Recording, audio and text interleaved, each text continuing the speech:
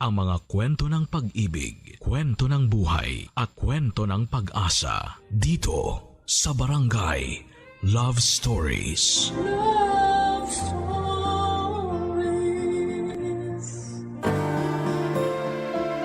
Magpakabuti tayo hindi lamang sa isang tao, kundi sa lahat.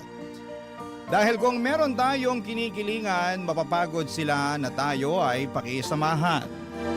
Ikaw, kabarangay, mabuting tao ka ba?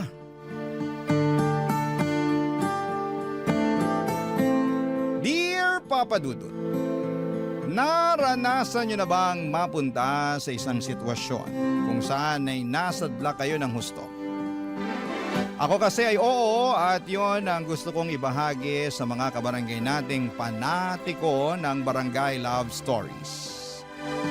Pero bago ang lahat ay magpapakilala muna ako sa inyo. Tawagin niyo na lamang po ako sa pangalang Bobby, 38 years old at taga Mandaluyong. Itong mga nakalipas na araw ay sobrang lugmo ko at para bang wala ng bukas para sa akin. Sunod-sunod kasi ang mga nangyaring trahedya sa buhay ko na malalaman ninyo sa pagpapatuloy ng aking kwento. Pero magsisimula muna ang lahat noong 30 anyos pa lamang ako. Kami na lamang ng nanay ko ang magkasama noon sa bahay dahil nasa ibang bansa ang kuya ko para magtrabaho.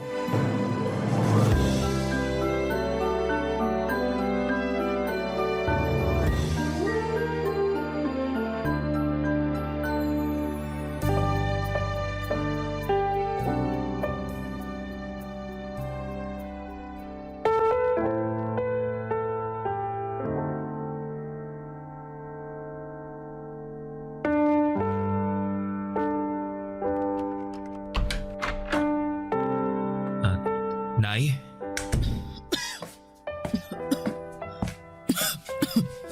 Nako, ang tindi ng ubo niyo. Ayos lang ako, anak. Di po kayo mukhang ayos, Nay. Ayos nga lang ako. Ay, buti pa, abot mo na lang yung tubig dyan sa tabi ko nang makainom ako. Sige po. Ilapag ko lang muna tong bit-bit kong lugaw dito sa tabi, ha? Oh, Nay, ito na po yung tubig. Daan-daan po sa pag-inom, ha? Salamat, anak. Kumusta na po ang pakiramdam niyo? Nag-aalala po ako para sa inyo. Huwag kang mag-alala. Ayos na naman ang pakiramdam ko eh. Hindi na ako mainit. Tingin ko bumaba na ang lagnat ko pero inuubo pa rin ako. Kaya nga pinagluto ko po kayo ng lugaw at dinala ng gamot para makainom na kayo pagkatapos kumain eh. Kaya lang, wala naman akong panlasa. Parang ayaw ko tuloy kumain. Ay, kahit konti lang po, Nay. Para makainom na kayo ng gamot. Ano pa nga ba? O siya kakain na ako. Yan.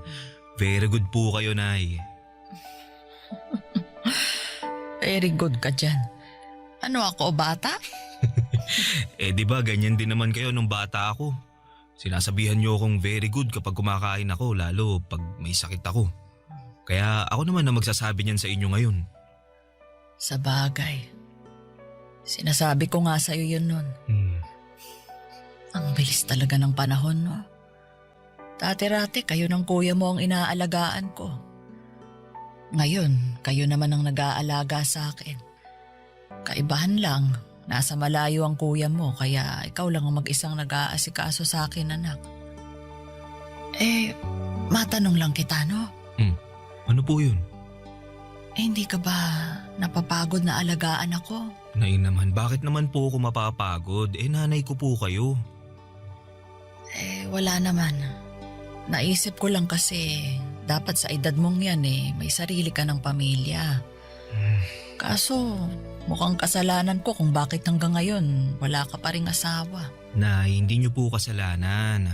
Sadyang wala pa lang po talagang nagkakamali. Ano ba yung sinasabi mong wala pang nagkakamali? Masasabi ko na maswerte ang babaeng makakatuluyan mo dahil napakalambing mong anak, mapagmahal at maalaga. mahilig pa sa mga bata. Kaya naman kung meron ka ng natitipuhang babae, ligawan mo na. Malay mo, siya na pala ang makatuluyan mo. Sa ngayon, wala pa naman po akong nagugustuhan pero sige po. Sa oras na magkaroon na sasabihin ko agad sa inyo. Bakit mo sasabihin sa akin? Para malaman nyo. Ay, salamat ha, pero ang sabi ko, ligawan mo. Hindi mo lang basta sabihin sa akin. Nay naman Siyempre, liligawan ko pa rin naman siya pero gusto ko munang makilala nyo siya. Ay, sige anak, salamat kung ganoon kasi naiisip mo ko. Sana nga makakilala ka ng babaeng liligawan para naman hindi lang sa akin umiikot ang mundo mo. Ay, Nay, sa inyo pa rin po iikot ang mundo ko kahit na may nililigawan na ako. Pangako po yan, Nay. Papa Dudut, mahal na mahal ko ang nanay ko at wala akong pinagsisisihan na ako lamang ang nag-iisa niyang anak na nag-aasikaso sa kanya. Bagaman pareho naman kaming may trabaho ng kuya ko. Masaya ako na sa tuwing kailangan ako ng nanay ko ay nasa tabi niya lamang ako. Pero naiintindihan ko naman ang kagustuhan niyang makapag-asawa na ako at bumuo ng sariling pamilya dahil nga hindi na ako bumabata pa. Simula't sa Paul ay alam ni nanay na gusto kong magkaanak hanggang sa nakilala ko si Rhea sa restaurant na pinagtatrabahuhan ko bilang tagaluto. Bali, serbidora siya noon at taga Ilocos Sur. Mabait si Rhea, maganda at kuwelang kasama. Pero sa kabila ng mga tawa niya ay meron siyang malungkot na nakaraan. At yun ang dahilan, Papa Dudut, kung bakit siya umalis noon sa kanila. Sa katunayan, sa tuwing kinikwento sa akin ni Rhea ang karanasan niyang yun ay hindi ko talaga mapigilang malungkot at makisimpatya sa mga pinagdaraanan niya.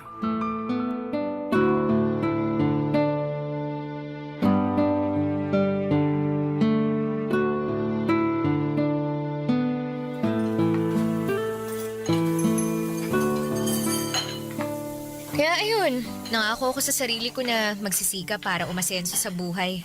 Kaya nga kahit mahirap at wala akong kaalam-alam sa magiging buhay ko rito sa Maynila nakipagsapalaran pa rin ako. Gusto ko pagbalik ko sa Ilocos ibang Rhea na ako. Hindi ko naman hangad na yumaman pero gusto kong magkaroon ng komportableng buhay. Kaya lalo mo ako napahanga Ang lakas ng fighting spirit mo. Uy, thank you pero kailangan Malay mo, meron pang magandang buhay na naghihintay sa'yo pag nagpatuloy ka. Ay, sana nga meron. Pero ewan ko. Minsan, hindi ko pa rin mapigilang mawala ng pag-asa. Lalo't parang ang layo-layo ko pa rin sa mga pangarap ko. May iba ka pa bang pangarap bukod sa mabigyan ng maayos na buhay yung mga magulang mo sa probinsya? Gusto ko rin makakilala ng lalaki na magiging katuwang ko sa buhay. Yung mamahalin ako at aalagaan. At magkakaanak, syempre. Lalo't hindi na ako bumabata, di ba? Baka kumunat na tong matres ko pag pinatagal ko pa ang pagbubuntis. Sobra ka naman sa kumuna. Para namang chichirya lang na nahanginan. Uy, seryoso ako dun Kung kayong mga lalaki walang problema sa pagkakaroon ng anak kahit may edad na kayo, ibahin nyo kaming mga kababaihan. Hindi naman sa nilalahat ko, no? Kasi meron pa rin namang mga babae na nabubuntis pag umedad na ng 35 pataas. Pero madalas nahihirapan na talaga. Ganun ba yun? Oo. Kaya nga sana makilala ko na rin yung matinong lalaki na makakatuwang ko sa buhay. Naniniwala kasi ako na may inilaan ng Diyos na makakapareha natin sa buhay na to. Ikaw ba? Ganun din ba ang paniniwala mo? Oo. Bakit parang hindi ka pa sigurado? Naniniwala naman ako pero mas naniniwala doon ang nanay ko. Kaya nga pinaghahanap na niya ako ng mapapangasawa dahil tumatanda na daw ako. Talaga? Anong sagot mo? Yun, sabi ko, sige. Kung may makikilala ako at magugustuhan ko liligawan ko na tapos ipapakilala ko agad sa kanya. Yun, natuwa naman at sobrang excited. Ewan ko ba dun? Ganun lang siguro talaga ang mga nanay. Sobrang excited na magkaroon ng apo. Ay, Bigla ako tuloy na miss ang nanay ko. Kumusta na kaya siya? Hindi mo malalaman ng sagot kung hindi mo siya tatawagan. Tsaka na, wala na kasi akong load eh. Tsaka patapos na yung break time natin. Baka mamaya sitahin na tayo pag nag-overbreak tayo. Ay, oo nga pala. Masyado pa namang sip-sip yung naninita na yun. Kala mo naman kung sinong tagapagmana ng kumpanya kung umasta. Uy, baka may makarinig sa'yo ha? Uy, ano naman? Wala naman akong binabanggit na pangalan. Bato-bato na lang sa langit. Ang mag-react, pangit.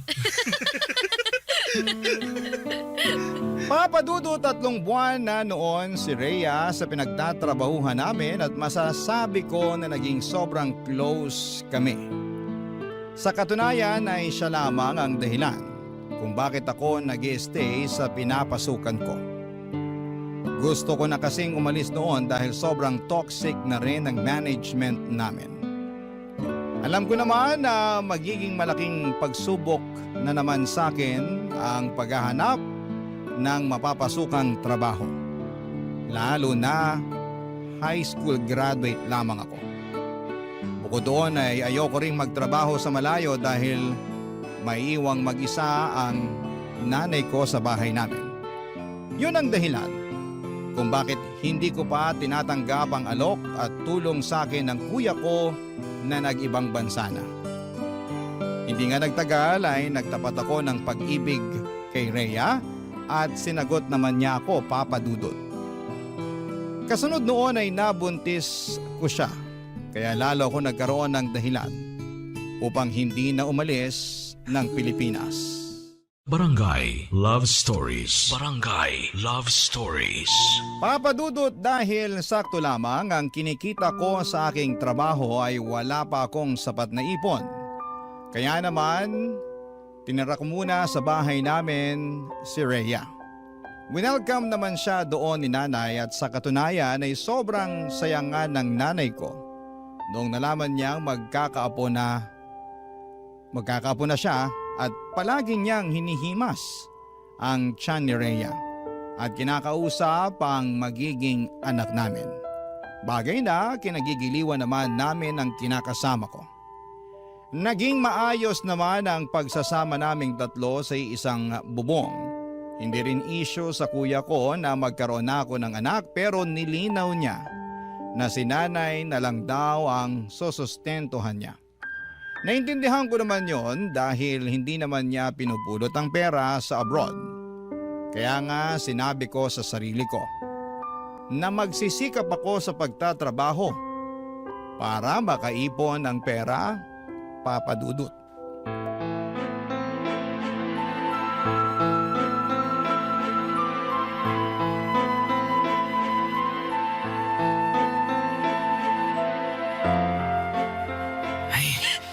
Nay! Rhea! Minahon lang naman po muna kayo. Paano ko hihinahon? Nakakainis yung Rhea na yan. Biruin mo, ayaw magkusot ng damit? Mas gusto pang i-washing, hindi naman natatanggal yung dumi. Natatanggal naman po eh. Anong natatanggal? May nakita pa akong kapiraso. Alam mo naman na ayaw kung may natitirang dumi, di ba? Saka bakit ka ba gamit ng washing machine kaya tuloy lalong lumalaki yung konsumo natin sa kuryente? Bakit ko po hindi gagamitin? Sayang naman. Nakatenga lang dun sa solo ko. Tsaka isang beses lang naman nagwa-washing sa isang linggo At para na rin mapabilis yung trabaho ko. Buti sana kung tinutulungan niyo akong maglaba hindi naman. Kung kaya lang ng likod ko, di sana hindi ko na inasa ang paglalaba sa'yo. Bakit? Likod niyo ba ang maglalaba? Ay, lintik na babaeng to! Hoy, Bobby! Magsabihan mo nga yung kinakasama mo. Abalang masyado sumagot sa akin napakawalang galang. Mahal, huwag mo naman sagutin ng ganun si nanay. Bakit hindi? Sumusobra na siya. Ang dami niyang reklamo. Hindi na nga nagpapasalamat sa akin. Bakit ako magpapasalamat sa paglalaba mo? Responsibilidad mo yan kasi kinakasama mo na ang anak ko. Nay, huwag na po muna kayong sumabat dyan. Buti pa, mag-uusap muna kami ni Rhea. Liga, mahal. Doon tayo sa kwarto. Buti pa nga nakausapin mo yung babae na yan. Iyak ng iyak, wala naman akong ginagawang masama sa kanya. Parang pinagsabihan ko lang Ay.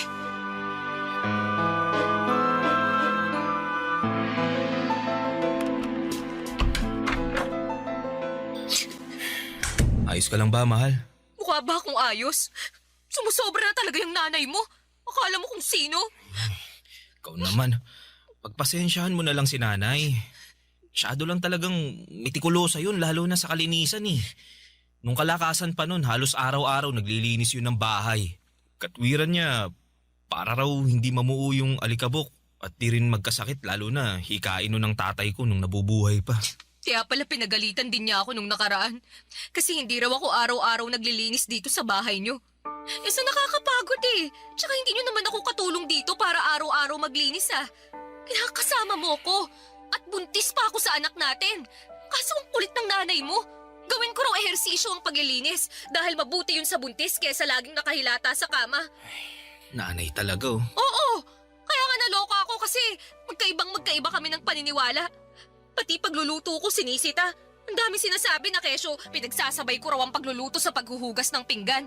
Paano daw pag nalagyan ng sabon yung niluluto ko? As if naman nahahayaan kong mangyari yun.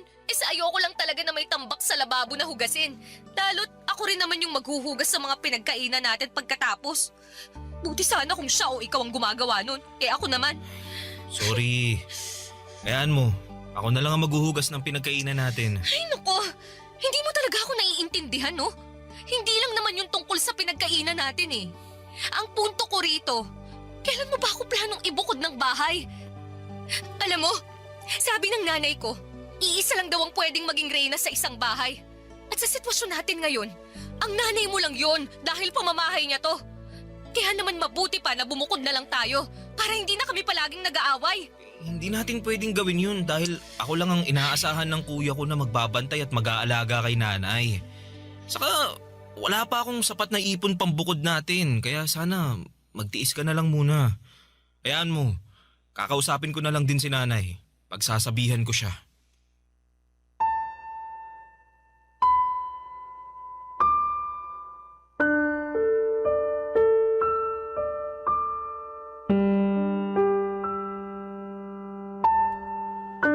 Papadudot, naiintindihan ko naman ang pinanggagalingan ni Rhea.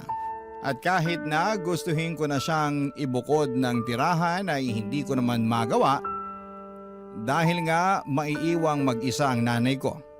At ayoko ring mangyari yon kasi ako lamang ang inaasahan ni kuya na magbabantay at mag-aalaga sa kaisa-isa naming magulang.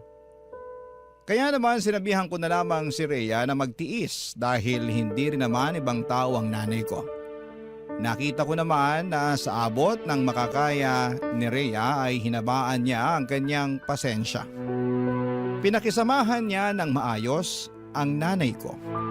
Hindi rin naman sila palaging nag-aaway. May mga pagkakataon din na may pinagkakasunduan sila. Kaya naman masayang-masaya ako. Hindi nga nagtagal, Papa Dudut, pinanganak na nga ni Rhea ang baby namin. At masasabi ko na isa yon sa mga pinakamasayang sandali ng buhay ko. Ngunit doon pa lang pala magsisimula ang pinakamalaking pagsubok na pagdadaanan namin.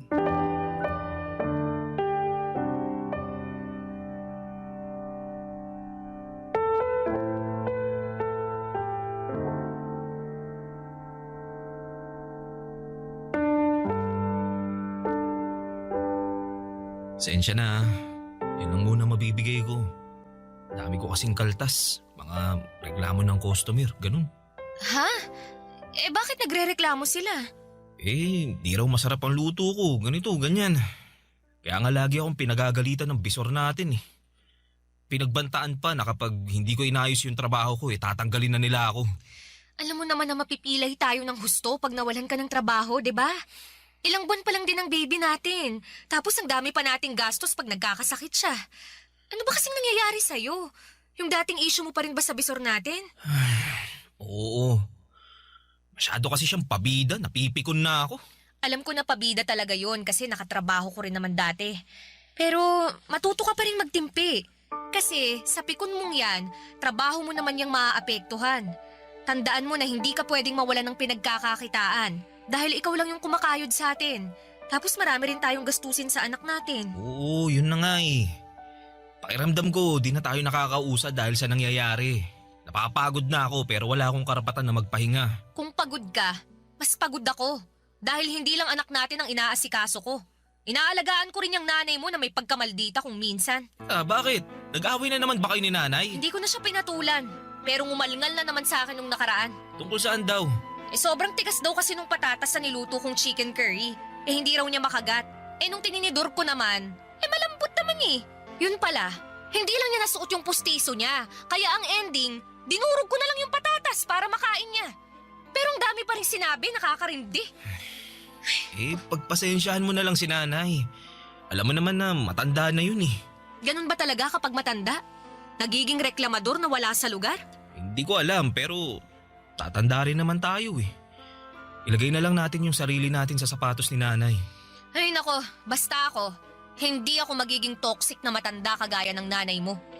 Sobra ka naman sa nanay ko. Kaya nga gusto ko nang bumukod na tayo eh. Para wala nang problema. Pangako, hindi mo na ako maririnig magreklamo tungkol sa nanay mo. Di ba? Nag-usap na tayo tungkol sa bagay na yan. Ay nako, oo nga pala. Ayaw mong bumukod kasi ayaw mong iwanan ng nanay mo. Bla bla bla bla bla. Diba? Ewan ko ba naman sa'yo at naisip mo na naman yan. Kita mo ngang hirap na hirap pa tayo sa pera. Pag nandito tayo, mas makakatipid tayo sa pagbabayad ng renta. Nakatipid nga tayo sa pagbabayad ng renta. Pero mukhang mapapagastos ka sa akin pag tumagal-tagal ang pananatili ko rito at pakikisama dyan sa nanay mo. Teka, anong ibig mo sabihin? Kasi baka ipasok mo na lang ako sa mental dahil nabaliw na ako nun. Rhea naman eh. Seryoso ako doon, Bobby. Ay nako, kawawa naman ako. Papadudot naging sakitin ang anak namin kaya naglabas-masok kami sa ospital. Dahil sa nangyari ay nagkautang-utang ako sa kuya ko, makabili lamang ng gamot para sa anak namin. Yun din ang dahilan kung bakit naghigpit kami ng sinturon. Dahil sa liit ng sweldo ko at sa laki ng gastos, para sa pangangailangan ng anak namin ay wala na halos matira sa akin. At yun nga ang pinag-ugatan ng away namin ni Rhea. At dahil maliit nga lang ang bahay namin ay naririnig ni nanay ang pag-aaway namin. Kaya hindi niya mapigilang makisali. Kapag nangyayari yon, papadudot. Lalo lamang naiinis si Rhea dahil pakiramdam niya ay nagkakampihan kaming mag-ina para pagtulungan siya. Naipit ako sa sitwasyon ng sobra. Para akong tupang naligaw mula sa kawan na naglalakad ng walang direksyon. Barangay Love Stories. Barangay Love Stories. Papadudot nung sa tingin ko ay pasan ko na ang daigdig. Nang mga panahong yon ay meron pa palang ilalala ang sitwasyon. At yun nga ay noong nagkasakit ang nanay ko. Mabuti na lang at nandyan si kuya para suportahan ang pagpapagamot niya, lalo na noong nadiskubre namin na meron siyang early signs ng Alzheimer's disease.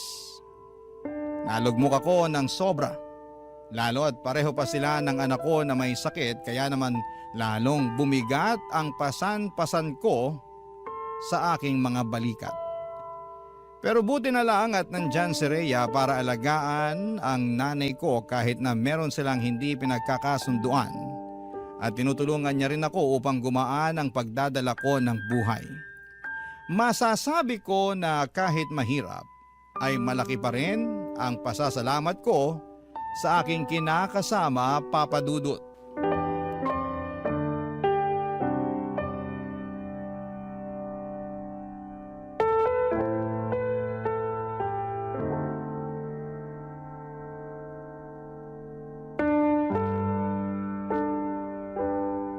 Dahil sa sabay na pagkakasakit ni nanay at ng anak natin, napag-isip-isip ko na tanggapin na yung alok na tulong ni kuya para makapagtrabaho ko sa ibang bansa.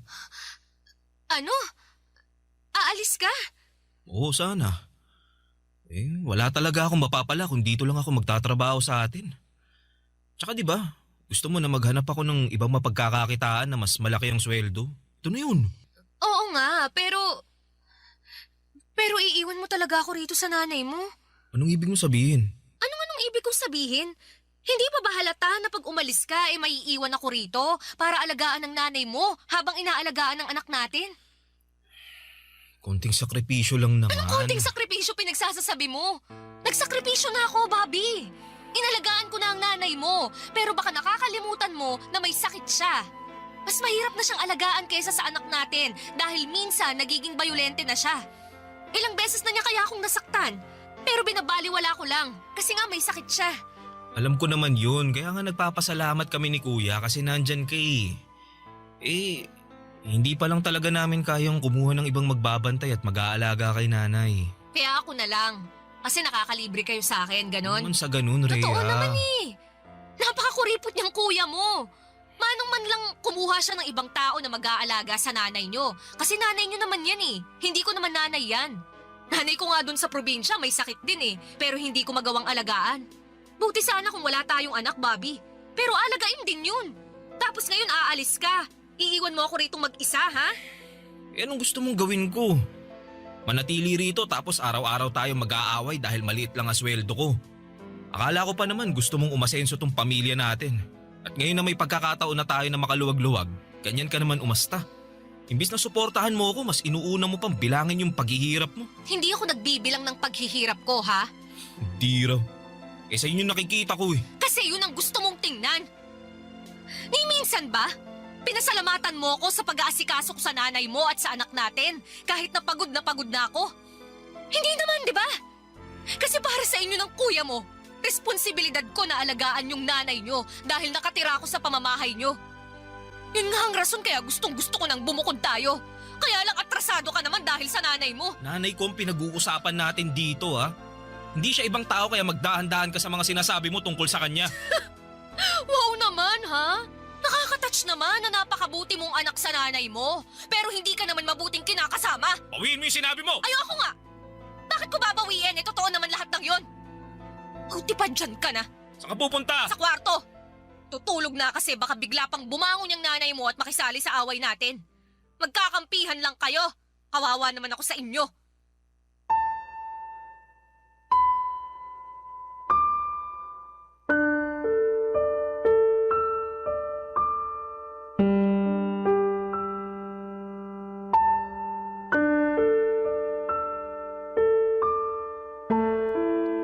Papadudot, alam ko na maling iasa ko kay Rhea ang pag-aalaga sa nanay ko dahil nanay ko yon.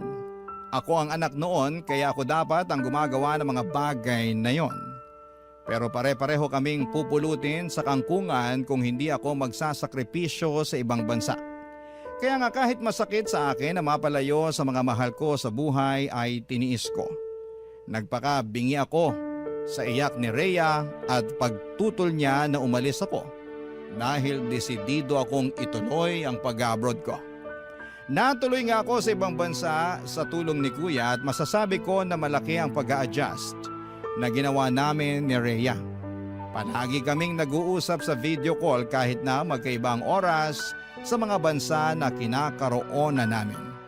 Nagbabalitaan at nagkukumustahan at laging sinasabi ng kinakasama ko kung gaano na siya kapagod sa pag-aalaga kay nanay at sa anak namin tapos ay nami-miss pa niya ako. Pero ang sagot ko lamang ay kaunting tiis na lamang muna. Hanggang sa dumalang na lamang ang pag-uusap namin dahil naging busy na ako sa pagtatrabaho. Makalipas nga ang 3 taon ay natapos na ang kontrata ko pero imbes na bumalik sa Pilipinas ay nag-extend ulit ako sa pagtatrabaho ko. Bagay na pinagtalunan namin ng matindi ni Rhea. Gusto na niya kasi akong umuwi at magtrabaho na lamang sa Pilipinas dahil nga sa hirap na siya sa pag-aalaga sa nanay ko na noong mga panahong yon ay lumalala na ang sakit. Pero natakot akong umuwi sa Pilipinas para magsimula ulit. Kaya nanatili lamang ako sa abroad. Makalipas nga ang maraming taon ay nakaramdam na ako ng kapaguran at pagkamis sa mga minamahal ko sa buhay. Doon ko naisip na gusto ko nang umuwi para makasama ang nanay ko at ang aking mag-ina. Ngunit iba ang nadatnan ko sa aking pagbabalik sa Pilipinas.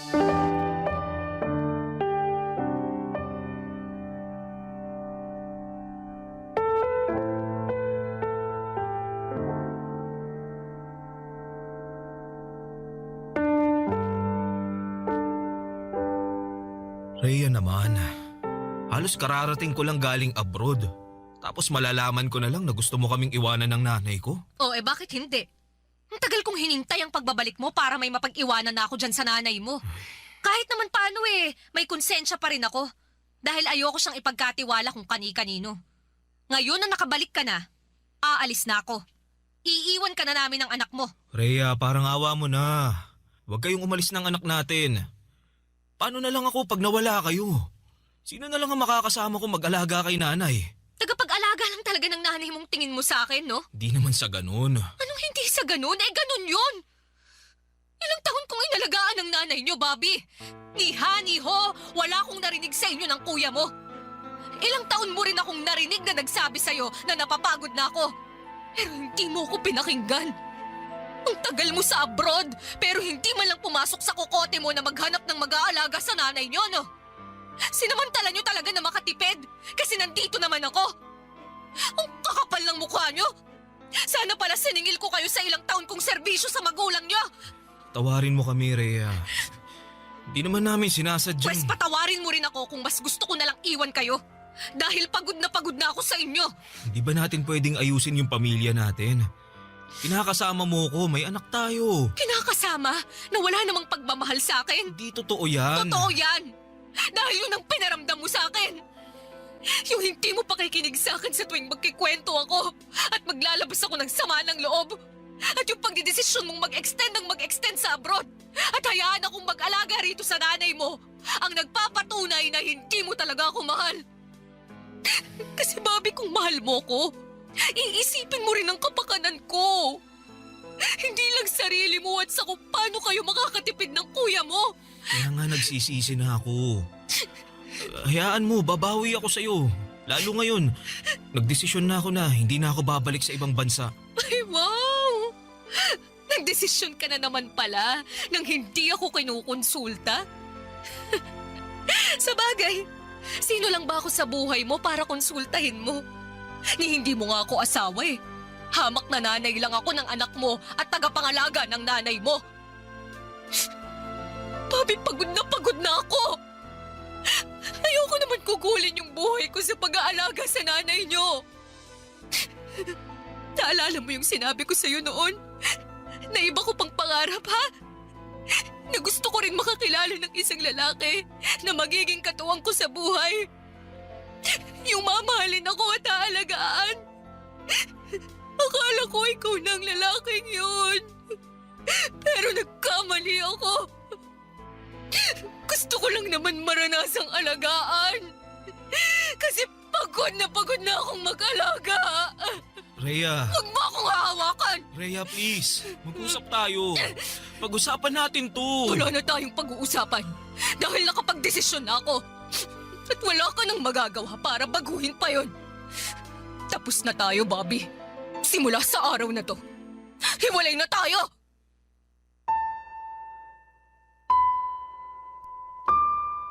Papadudot, wala akong nagawa noong nag-alsabalutan na si Rhea at tuluyan nang umalis sa bahay namin kasama ang aming anak.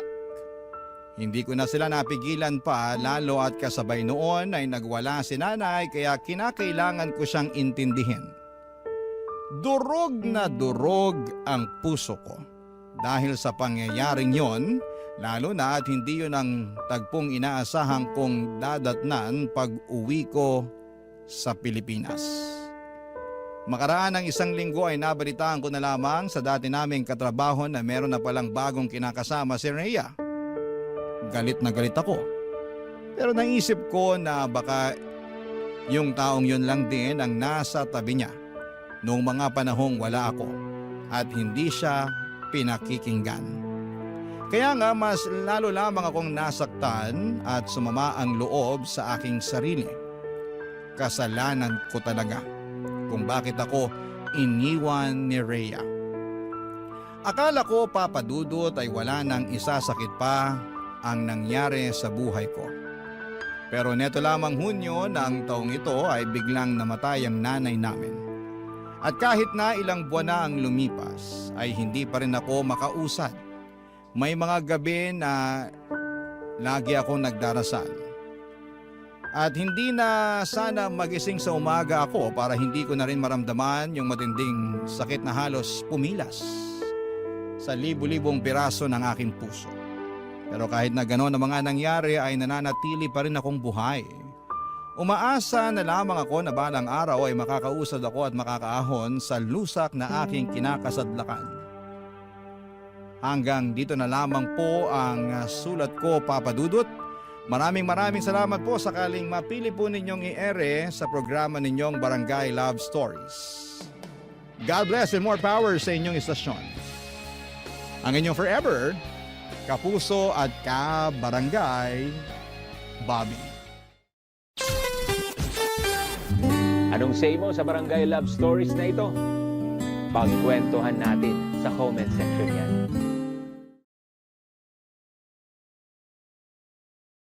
Ang mga kwento ng pag-ibig, kwento ng buhay at kwento ng pag-asa dito sa Barangay Love Stories. Love Stories.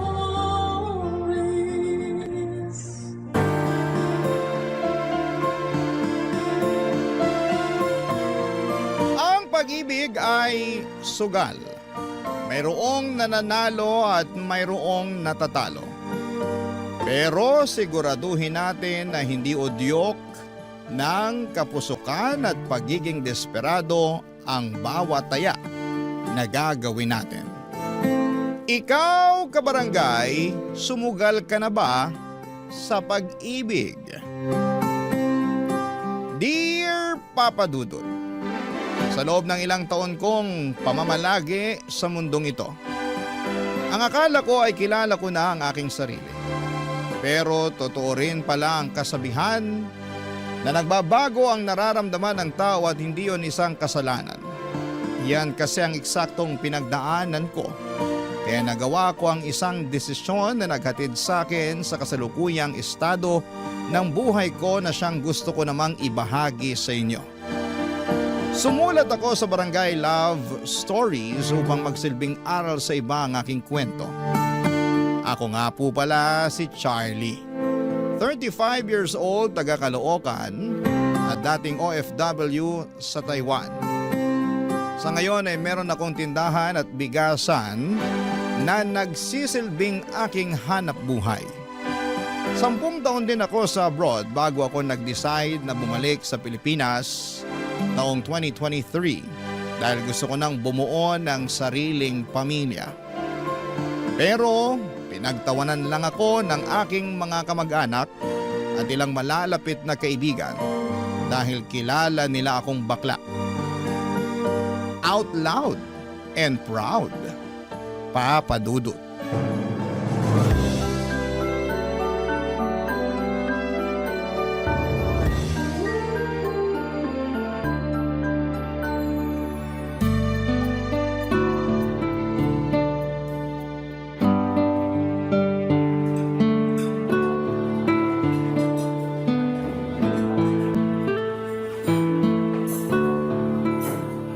Bakit hindi mo ko pinagtatawanan kagaya nila? Sinong nila? Yung iba kong friends and relatives. Grabe sila. Nung sinabi ko na plano ko mag-asawa ng babae at magkaanak, tawang-tawa nakita ko pa mga ngalangala. Sarap sungal-ngali ng mga pes. Hindi ko gagawin yun, no? Pero di mo rin sila masisisi kasi matatawa talaga sila dahil bakla ka. Tapos biglang gusto mo mag-asawa at magkaanak. Baka yung magkaanak, pwede pa. Pero yung mag-asawa ng babae, medyo kakaiba. Bakit? Meron din naman akong Oo, alam kong meron ka nun. Kaya makakabuntis pa rin ako. Andun na tayo. Pero sigurado ka na ba? Oo naman. Bakit hindi? Ipapaalala ko lang sa'yo na hindi basta-basta yung pag-aasawa, ha? May kasabihan nga yung mga matatanda na hindi raw to parang kaning isusubo na iluluwa kapag napaso. Saka sure ka na ba na gusto mong talikuran yung pagiging bakla? Pag nagkaasawa ka na kasi ng babae, dapat sa kanya ka lang nakatingin at wala ka ng karapatan na magkagusto sa iba. Lalo na sa mga gwapo at machong lalaki. Ganun ba yun? Siyempre, kailangan loyal ka lang sa asawa mo, no? Kaya nga tinatanong kita kung sigurado ka ba na gusto mo talagang magkaasawa ng babae. Kasi kung anak lang ang habol mo, ibang usapan na yun. Alam ko naman yun. At thank you sa concern mo pero oo yung sagot ko. Pinag-isipan ko na to na maraming beses. At bago ako umuwi rito sa Pinas, nakapag-decide na akong talikuran ng pagiging bakla ko. Gusto ko na magbalik loob at magpakalalaki. Okay, pero baka mahirapan ka pa rin humanap ng babae na magiging asawa mo. Kasi iba-iba naman ang gusto ng tao. Yun nga eh. Paano ko ba sisimulan? Saan ako magsisimula kung sakali? Makipagkilala ka, kaibiganin mo, ganun. Ipakita mo na seryoso ka sa intensyon mo dun sa babae. Lalo na kung gustong-gusto mo na siya. Be patient din kasi kaming mga babae medyo matagal mag-decide. Pinag-iisipan pa kasi namin kung bibigyan namin ng chance yung manliligaw namin o hindi. Okay. Noted sa mga sinabi mo. Pero ang pinaka-importante sabihin mo sa kanya yung past mo. Para dun pa lang, alam mo na kung matatanggap ka niya o hindi. Pag matanggap ka niya, mas malaki ang chance mo na malaman kung compatible kayo. Acceptance is the key. Tama nga naman. Salamat, Beshi. Ikaw lang talaga yung napagsabihan ko ng plano kong to. Nakakatuwa nga kasi hindi mo ko pinagtawanan. Sabi ko nga, hindi ko gagawin yun, lalo na wala namang dahilan. Nakakabigla lang kasi nga akala ko bakla ka na forever. Pero darating din pala yung araw na gugustuhin mong magbago para bumuo ng sarili mong pamilya. Masaya naman ako sa pagiging bakla pero tingin ko mas magiging masaya ako pag nagkaanak ako at nagkaasawa. Saka hindi ako fan ng gender reassignment o meme na yan dahil gusto ko na nga magpakalalaki. Sayang naman tong ano ko kung hindi ko magagamit in a natural way. Grabe, nakakapanibago ka. Anong nakakapanibago, Besh? Last usap kasi natin, baklang-bakla ka pa. Tapos ngayon nagpapakalalaki ka na. Change for the better, ika nga. Pero thank you talaga ha. Malaking bagay yung suporta mo at hindi panghusga. Hindi naman ako judge para humusga. Saka maliit na bagay lang yun kumpara sa pagiging mag-BFF natin for the longest time. Kaya wala yun. Suportado kita sa gusto mong gawin sa buhay mo basta hindi yun masama. Papadudot bukod tangi na ang BFF kong si Anaya ang nakaintindi sa pagbabagong gusto kong gawin sa buhay ko. Bagaman alam ng karamihan kung gaano ako kabakla ay sinuportahan niya pa rin ako para makahanap ng babaeng mamahalin. At nangako ako kay Anaya at sa sarili ko na sa oras na dumating na nga ang babaeng yon, sa buhay ko ay mamahalin ko siya ng gusto at todo-todo. Ewan, siguro'y bigla ko na lamang din talagang na-realize na gusto ko palang maging tatay at bumuo ng pamilya. Kaya nga, sinunod ko lahat ng suggestion ni Anaya kung paano ko makakakilala ng babaeng mamahalin ko. Desidido na akong magpakalalaki para lamang matupad ang mga pangarap kong magkaanak. Pero hindi pala yon madali at aaminin kong nakaka-stress at nakakapagod din.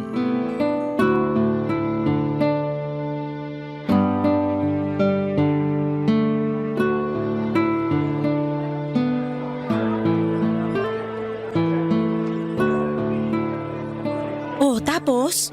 Nag-meet kayo? Oo, kaya lang na-realize ko na hindi ko pala siya gusto. Bakit naman? Mas malaki pa katawan kaysa sa akin eh. Baka mabugbog naman ako nun at mabalian ng leeg pag nag-away kami. Hoy, hindi naman siguro. Anong hindi siguro? Ramdam na ramdam ko yung pagiging dominante niya nung magkasama na kami. Bigla tuloy ako lumambot na ewan. Hindi ko mapanindigan pagiging lalaki. Nakakatakot si Ates. Kung tingin mo, di kayo okay, baka di nga talaga. Mahirap naman kung ipipilit natin, di ba? Tama. Okay lang yan. Hanap na lang uli ng iba. Yun nga yung ginawa ko tapos may nakausap kagad ako sa Facebook. Ay wow, ang bilis! Siyempre. Tapos, ano nangyari? Kamusta pag-uusap nyo? Okay naman. Nagja-jive kami tapos feeling ko na-fall na ako kaya lang. Pagkalipas na 1 linggo, inutangan na ako. Ay, kaloka yan! Partida, hindi pa kami nagkikita. Pinautang mo ba? Oo, kasi marupok ako. Ayun lang. Nagbayad naman ba? Yun nga, hindi pa. Pero nangako naman na babayaran kaya lang nangutang ulit sa akin. Ayun, binlock ko na. Ayoko nang ganun na akala mo may patagong pera. Kahit naman ako, ayoko ng ganyan. Di ba?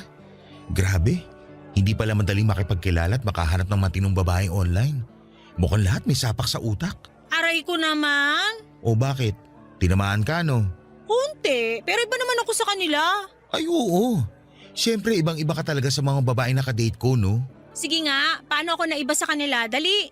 Teka lang, titigan muna kita para masagot ko ng on point yung tanong mo.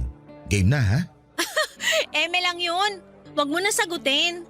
Saka huwag mo na nga akong titigan. Naiilang ako eh. Ay grabe naman siya sa naiilang. Hindi ka naman siguro matutunaw sa titig ko, no? Hindi nga, pero wag na. Joke lang din kita. Okay, fine. Pero ano pa bang gagawin ko para makakilala ng mapapangasawang babae? Sinunod ko naman yung mga payo mo sa akin kaso wala pa rin eh. Diba, sabi ko rin, be patient. Sabi mo nga, Yun muna gawin mo tapos ituloy mo yung pakikipagkilala. Saka wag lagi online. Pwede ka rin mag-join ng community ng mga hilig mong gawin. Halimbawa, running, walking, cooking, and baking. Poetry, mountain climbing. Kahit nga pag-jump rope may group na sa Facebook eh.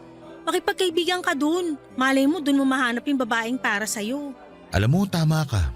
Lagi naman akong tama. Ay wow, confident yan? Sarili ko nga lang kakampi ko most of the time tapos aawain ko pa. Hindi ko naman sinabing awayin mo sarili mo ah. Eme lang. Ay nako, puro ka eme. At ikaw naman parang di na mabiro. Huwag mo masyadong seryosohin mga trip ko. Paano kung gusto ka tang seryosohin? Ha? Wala. Sabi ko maganda ka pala. Ay, ba't ngayon mo lang nalaman yan? FYI, matagal na akong maganda. Alam ko naman yun. Pero noon kasi syempre mas maganda ako sa'yo. Baklang to? Sinong bakla? Walang bakla rito ha. Lalaki na ito. Oo nga pala, di ka na nga pala bakla. Sorry naman. Eme lang din. Buti pa, order na lang tayo ng drinks. Treat ko. Iyan ang gusto ko sa'yo, galante. Papadudot habang nagsasalita si Anaya at kinocomfort niya ako ay bigla na lamang akong natulala habang nakatitig sa kanya. And for some reason ay napangiti ako kasi nakita ko na meron pala siyang dimple sa pisngi. Nagulat na nga lang ako noong tapikin niya at gisingin sa pagde-daydreaming ko. Ewan ko ba, pero gandang-ganda ako sa BFF ko ng araw na yon. Sa kabila ng lahat ay alam kong imposible na makagustuhan kami kasi in a relationship na si Anaya. At malamang ay na-appreciate ko lang yung concern, sincerity at dedication niya na makahanap ako ng babaeng makakamatch.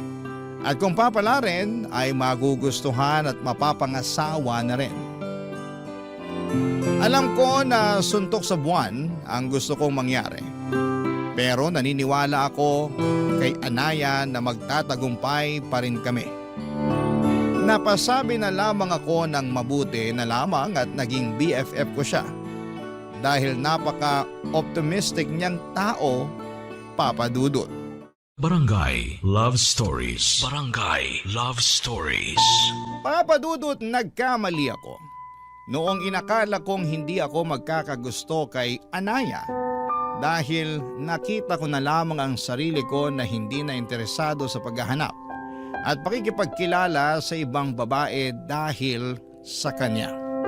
Mas gusto ko na lamang na siya ang kausapin at kinikilig ako sa tuwing lumalabas kami para magkita at mag-update ng mga ganap namin sa buhay. Posible pala yun, no? Yung ma-inlove ka sa best friend mo. Pero uulitin ko na hindi na pwede dahil in a relationship na si Anaya sa boyfriend niya for 5 years. Nakilala ko na rin naman yung lalaki na yon once sa video call kasi nasa Taiwan pa ako noong naging sila. Okay naman yung guy, gwapo, mestizo pero hindi katiwa-tiwala ang mukha. Hindi naman sa panghuhusga.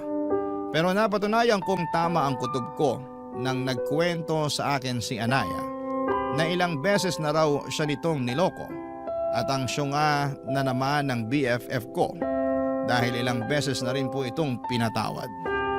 At nung araw nga na yon na muli kaming magkita at napakwento na naman si Anaya ng problema niya.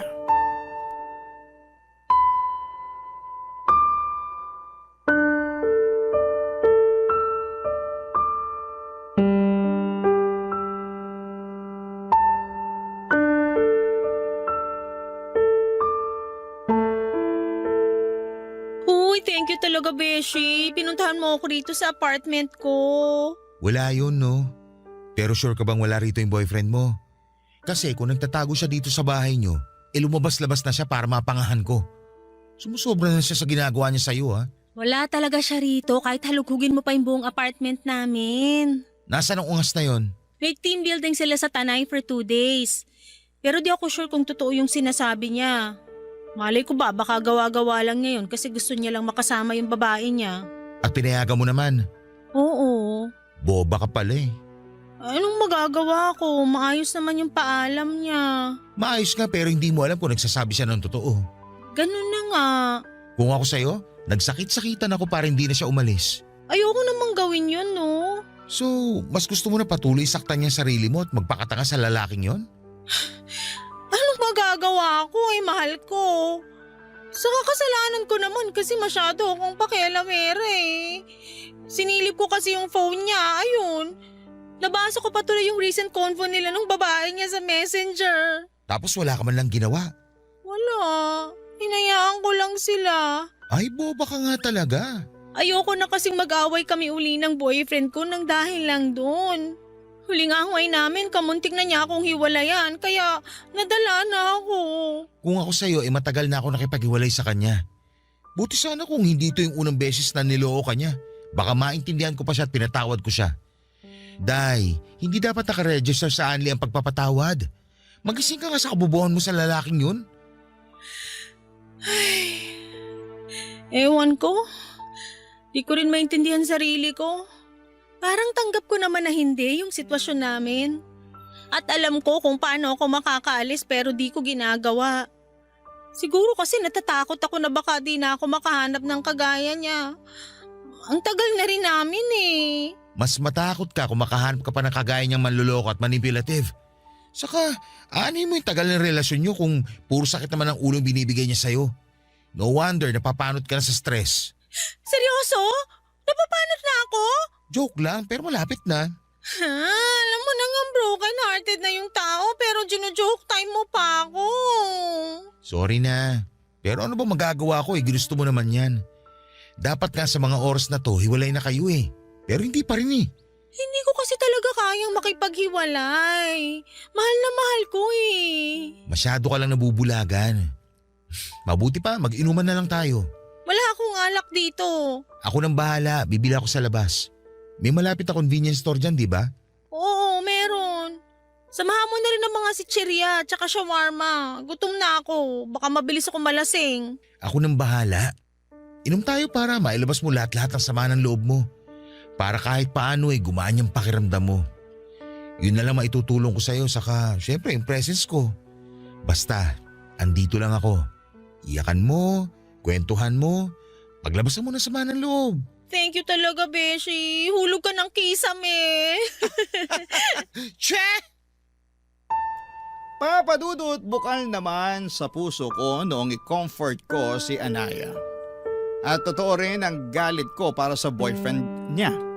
Pero loyal sa cheater niyang karelasyon ng kaibigan ko. Kaya masarap din siyang tuktukan sa ulo. Sa kabila ng lahat alam kong hindi na muna tungkol sa akin ng lahat dahil kailangan ako ni Anaya para samahan siyang umiyak at magmukmok. Doon ko na siya niyayang mag-inom para lalo niyang mailabas ang kanyang nararamdaman.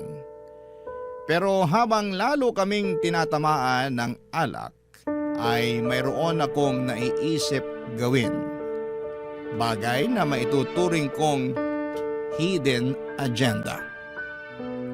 Hindi nagtagal ay tuluyan ng nalasing si Anaya at doon ko nakita ang kaharutan niya kapag merong alak sa kanyang sistema. Panay dikit niya sa akin kaya tinalaban ako at bigla na lamang lalong uminit ang aking katawan. Hindi nagtagal ay hinalikan ko si Anaya at laking gulat ko na hindi siya pumalag. Tapos ay lumalim ang mga halik na yon. Doon na may nangyari sa amin ng BFF ko, Papa Dudut. Kinabukasan, nag-decide kaming kalimutan na lamang ang lahat dahil malinaw pa sa sikat ng araw na nagtaksil siya sa boyfriend niyang manluloko. Kahit na anong paliwanag ko kay Anaya na ayos lamang yon dahil cheater naman ang boyfriend niya, ay pinagdiinan pa rin niya sa akin na ayaw niyang tumula dito. Aaminin kong nakaramdam ako ng konsensya sa ginawa namin, pero hindi naman ako nagsisisi dahil mahal ko na rin naman si Anaya. Pero wala na akong nagawa noong humingi siya ng space para makapag-isip-isip. Hinayaan ko na lamang siya at pinagpatuloy ko ang pakikipagkilala sa ibang mga babae. Pero makalipas lang ang 3 linggo ay tinawagan ako ni Anaya at pinapunta niya ako sa apartment niya, Papa Dudut.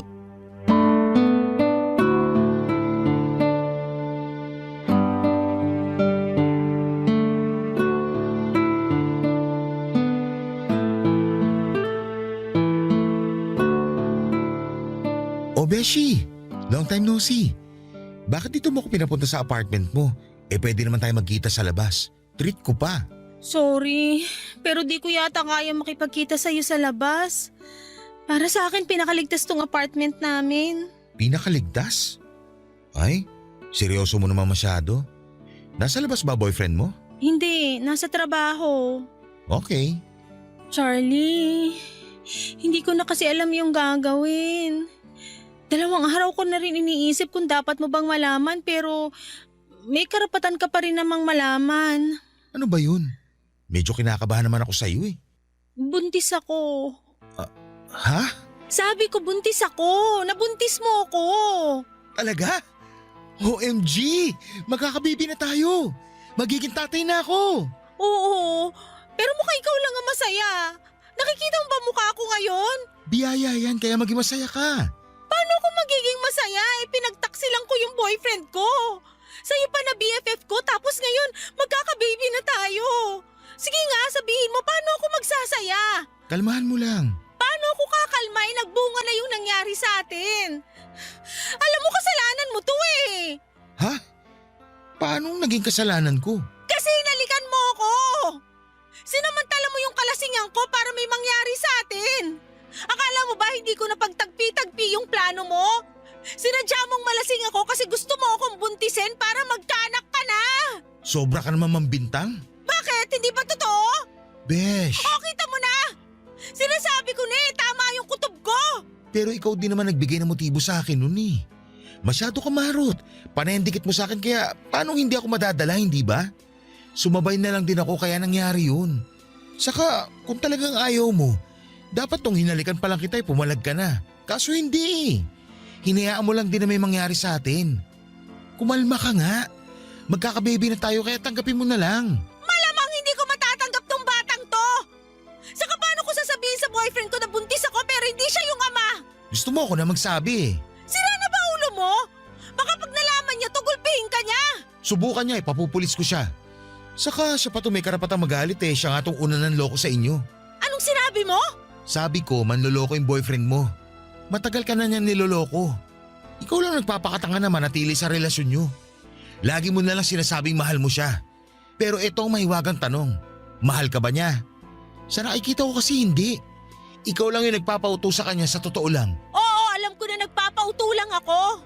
Alam ko na lahat yan. Di mo na kailangang isampal sa mukha ko. Pero choice ko pa rin naman na hindi siya hiwalayan kahit na paulit-ulit niya akong niloloko. Tawagin mo na akong boba o kung ano pang gusto mong itawag pero wala akong balak makipaghiwalay sa kanya. O anong plano mo ngayon sa anak natin? Hindi ko alam. Naguguluhan ako. Kasalanan mo talaga lahat to eh. Siguro nga may kasalanan ako pero andyan na yan eh. Nakabuo na tayo. At alam mo na gustong gusto kong magkaanak, hindi ba? Oo, pero hindi ko naman nakalain ako yung mabubuntis mo. Magkaibigan tayo, Charlie. Bakit ako pa? Bakit mo ako tinalo? Alam mo namang may boyfriend na ako at kahit na gaano pa siya kamanloloko, ayokong ibalik sa kanya yung ginagawa niya sa akin. Hindi ko na alam gagawin ko. Masisiraan na ako ng ulo.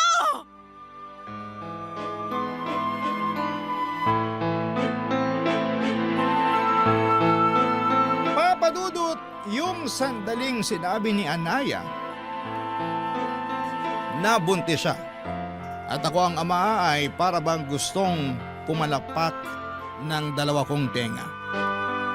Pero base sa itsura niya na hindi masaya, ay agad na bumagsak ang mga balikat ko.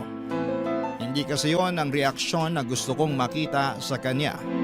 Pero ano magagawa ko kung hindi nga niya ginustong may mangyari sa amin at ang masahol pa raw ay nagbunga yon ng bata. Masakit din palang makita na may namumuong galit sa iyo ang kaibigan mong tinuring na mahalaga sa buhay mo. Yun kasi ang eksaktong pinaramdam sa akin ni Anaya at sa magiging anak namin ng mga panahong yon. Papa Dudut, alam ko na kasalanan ko rin naman dahil sinamantala ko ang kanyang kahinaan. Pero desperado na akong magkaanak at gusto ko na siya ang magiging nanay. Minsan, may mga bagay talaga tayong magagawa ng dahil sa kapusukan. Papa Dudut. Barangay Love Stories. Barangay Love Stories. Papa Dudut, sinabi ko kay Anaya ang feelings ko at sinabi niyang hindi niya raw ako magugustuhan ng higit pa sa isang kaibigan. Sa abot ng makakaya ko ay inunawa ko ang sagot niya sa akin kahit na may hinanakit ako sa kanya dahil mas mahal niya pa rin ang manloloko niyang boyfriend. Para sa akin ay hindi nila deserve ang isa't isa kaya nga hindi ako sumuko na iparamdam kay Anaya ang pagmamahal ko kahit sinabihan na niya akong tama na. Sinuyo ko si Anaya ng husto at kinonsensya noong pumasok sa isipan niya na ipalaglag ang magiging anak namin. Siyempre, nandun na yung bata tapos posible pang mawala sa akin. Buti na lang at nadala si Anaya sa mga pakiusap ko kaya ginawa niya ang tama. Pinanindigan niya ang pagdadalang tao sa magiging anak namin at doon na siya nagdesisyong makipaghiwalay sa kanyang karelasyon. Ang saya-saya ko ng mga panahong yon. At pinangako ko sa kanya na aalagaan ko sila at hindi ko sila pababayaan ang magiging anak namin. Fast forward, pinanganak na ni Anaya ang aming baby girl at sobrang saya ko dahil sa wakas ay ganap na akong tatay. Pero pansin kong hindi lubusang maligaya si Anaya ng mga panahong yon. Nag-decide na akong tumira kami sa isang bubong at marami sa mga kamag-anak ko at malalapit naming kaibigan ang nagulat sa biglang liko na mga pangyayari sa buhay namin. Pero masaya naman sila para sa amin lalo na nang dumating na nga ang aming anak, Papa Dudut.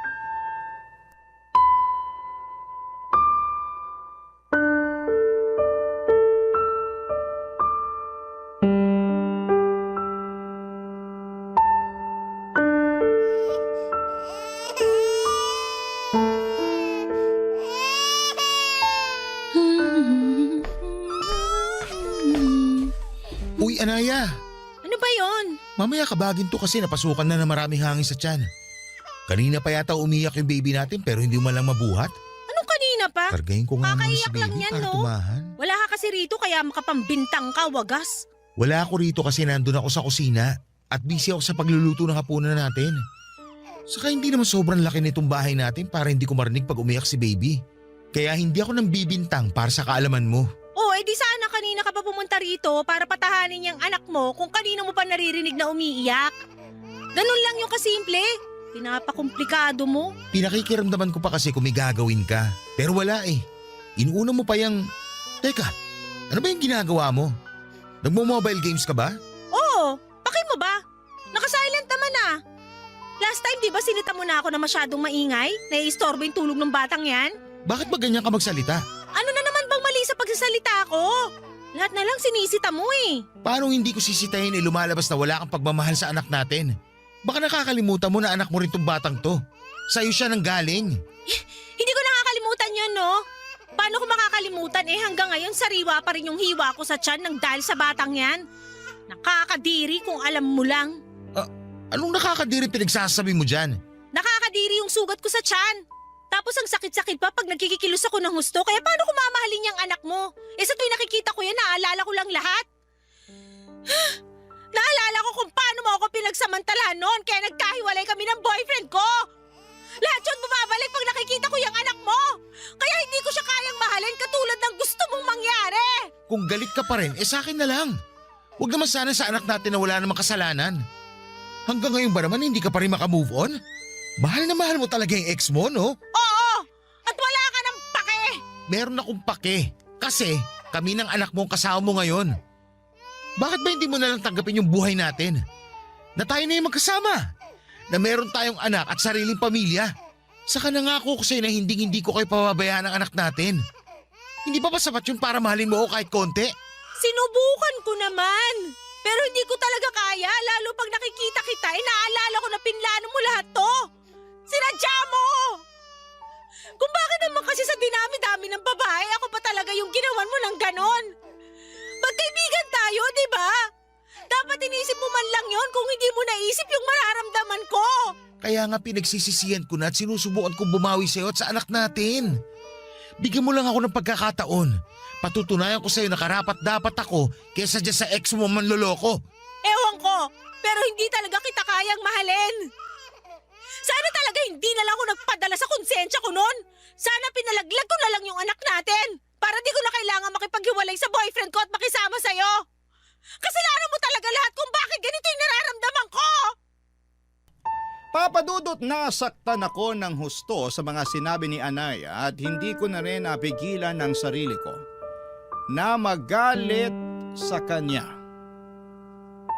Pagkatapos kasi ng mga ginawa at pinakita ko ay ganon lang ang isusukli niya. Para sa akin ay mas masama pa rin ang dati niyang boyfriend na paulit-ulit siyang niloko kesa sa nagawa kong pananamantala sa kahinaan niya noon.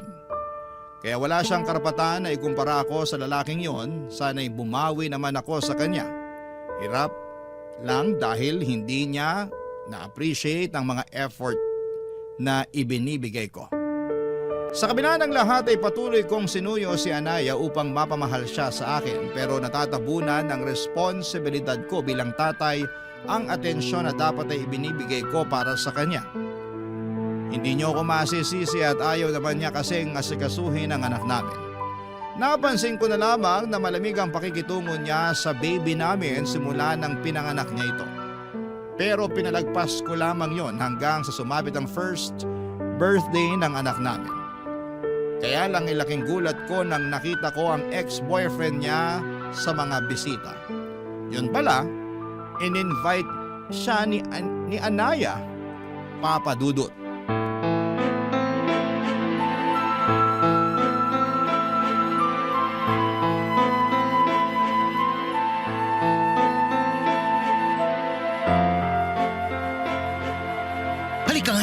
Halika, mag-usap tayo dito. Charlie! Bitiwan mo nga ako!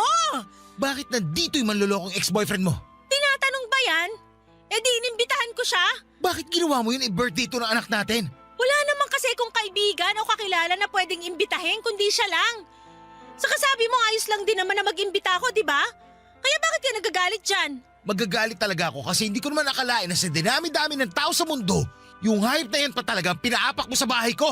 Huwag mo nga siyang tawaging hayop. May pangalan yung tao. At mas hayop ka pa sa kanya para sabihin ko sa'yo. Kung inimbita mo siya, ibig sabihin, may komunikasyon kayo ulit?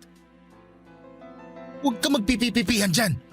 Sabihin mo sa akin yung totoo at huwag mo akong gawing tanga. Oo!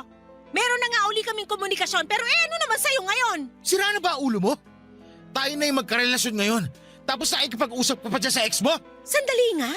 Ano uli yung sinabi mo? Magkarelasyon tayo? Oo! Baka nakakalimutan mo may anak tayo at nakatira tayo sa isang bubong. Pero wala tayong relasyon! Hindi nga tayo nagtatabi sa kama eh. Saka ikaw lang naman yung nagdesisyon na magsama tayo. Ikaw lang din yung may gusto na maging isang buong pamilya tayo kasama yung anak mo.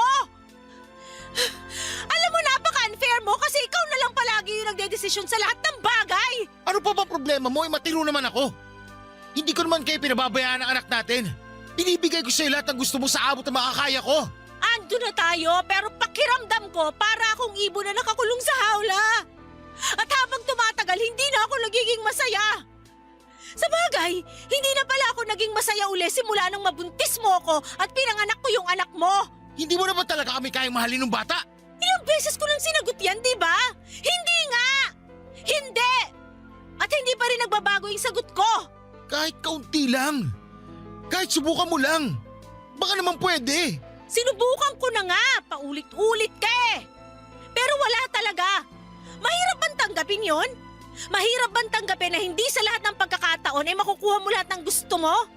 Kasi kung oo, di ko na siguro problema yon. Anaya naman. Huwag ka naman magsalita ng ganyan oh. Nasasaktan ako. Nasasaktan din naman ako eh. Okay naman tayo eh. Maayos ang pagkakaibigan natin. Masaya tayo sa kung ano lang yung relasyon na meron tayo noon. Pero bakit kinailangan mo yung sirain? Bakit kailangan mo akong sirain? Ano ba kasalanan na nagawa ko sa'yo? Sinuportahan ko lang naman yung kagustuhan mong magkaanak, di ba? Pero hindi ko sinabi na gamitin mo yung katawan ko para matupad yung gusto mong mangyari. Hindi ko rin sinabi na mahalin mo ako kasi sinabi ko na sa'yo noon na wala akong nararamdaman para sa'yo kundi pagkakaibigan lang. Pero mapilit ka kaya lalo lang ako nagtanim ng sama ng loob sa'yo. Ngayon pagod na ako. Alam ko na kung wala akong gagawin, habang buhay kong pagsisisihan na nakisama ako sa'yo at sa anak natin kahit na hindi talaga ako masaya. Ayoko na! Gusto ko nang maging malaya sa inyong dalawa!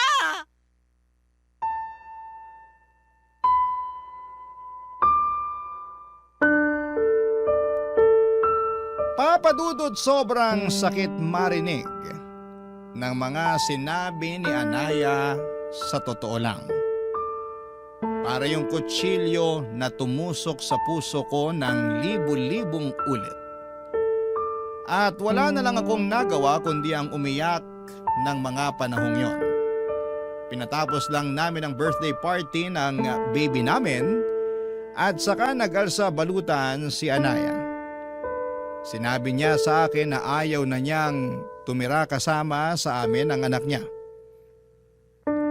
Noong tinanong ko kung saan siya pupunta ay hindi niya sinagot. Pero malakas ang kutob ko na sasama na siya sa ex-boyfriend niya. Kaya kahit masakit at masama ang loob ko ay hinayaan ko na siya. Papadudot, pagod na po akong ipaglaban ang nararamdaman ko para kay Anaya. Gayong ilang beses niya na ring sinabi na hindi niya ako kayang mahalin.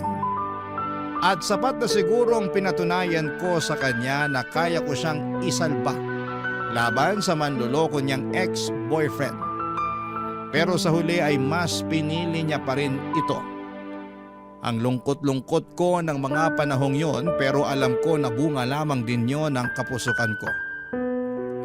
Hindi lang pagkakaibigan namin ni Anaya ang nawala kundi pati na rin si Anaya na mahal ko.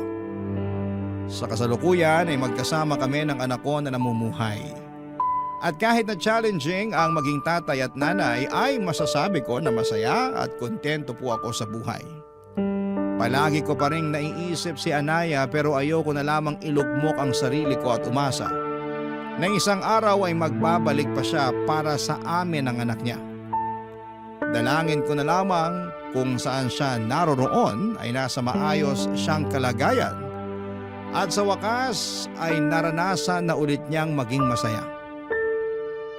Maraming salamat po Papa Dudut sakaling mapili po ninyong i-ere ang istorya ng buhay ko at sana'y kinapulutan po ito ng aral ng ating mga kabarangay.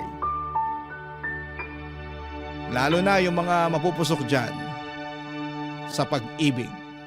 God bless and more power po sa Barangay Love Stories. Ang inyong kapuso at kabarangay forever, Charlie.